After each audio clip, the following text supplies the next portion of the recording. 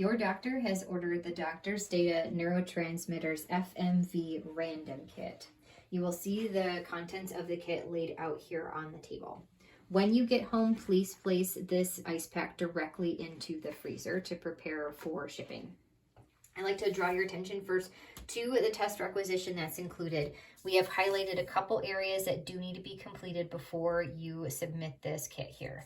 Please make sure to list very clearly legibly the date that the urine sample was collected, as well as check mark if it was the first morning urine or the second time that you urinated throughout the day.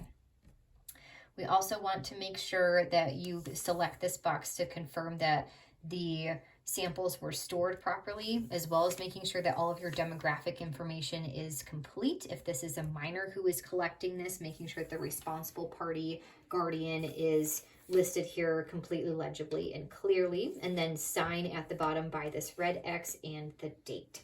This is a kit that's going to be charged to you directly before you leave the office, so insurance is not going to cover this kit. You will also see listed here that we have a survey included. This is more of a for the testing company's information. If you'd like to fill this out, you can. You do not have to, but if you do, please make sure that you fill it out completely, legibly, clearly.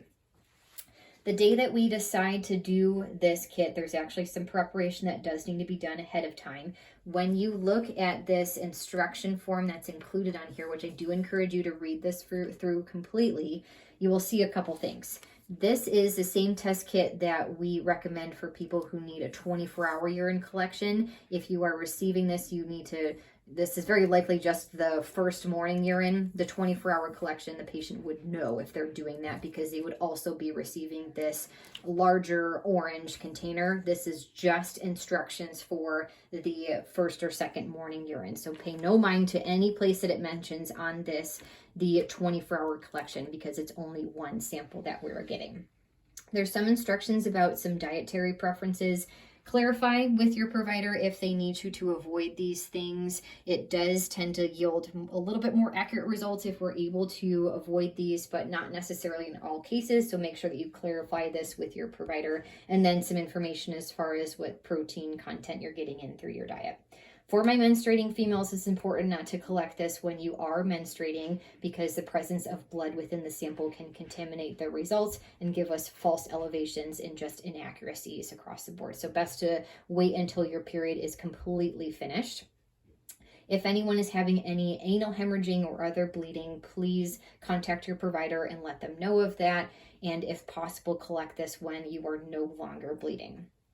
The morning prior is the best way to lay everything out to make sure that everything is all ready so that you are ready to collect your first morning urine.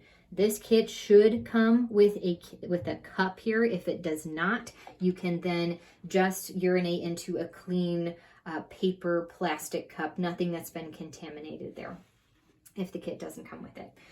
What you will do on that morning, the very first time that you were up in the morning to have a urine, when that urine is the most concentrated, which was why we like to collect it at that time, you will pee into this cup. It does not have to be to a certain area, but ideally if you can get that close to around a quarter of the cup filled, that'd be great.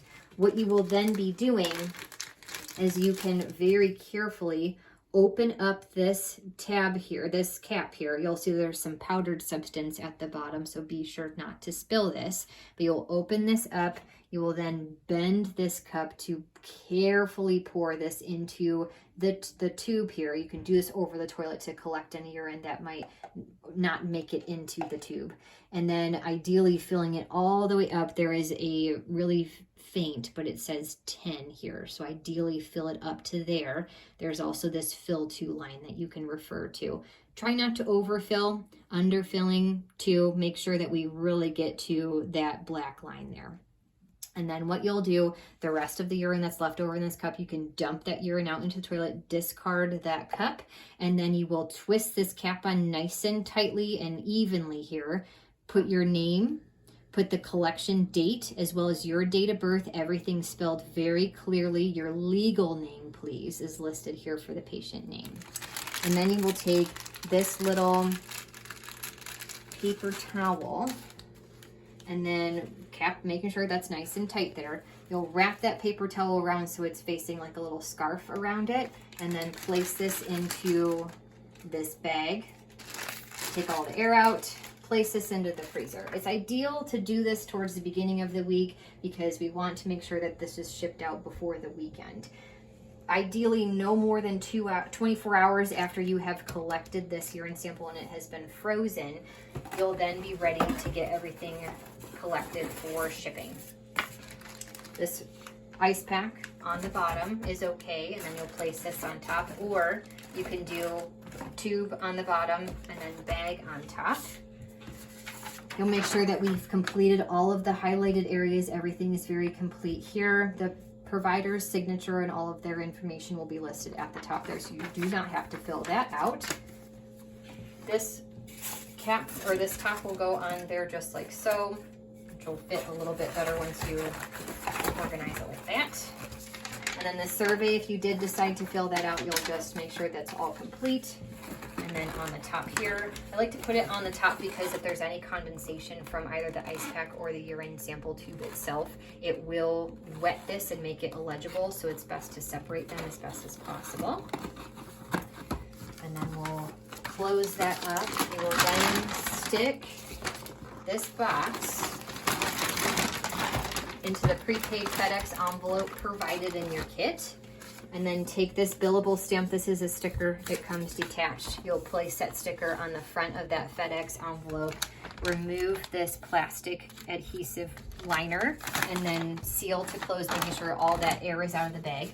You will then call FedEx for a pickup or drop this off at any FedEx location. This does not come back to our office to be shipped out. This will be discarded. Just make sure that you read this whole thing even before you collect it and after you collect to make sure that everything is complete. Again, pay no mind to the 24-hour urine. That's not what this video is for.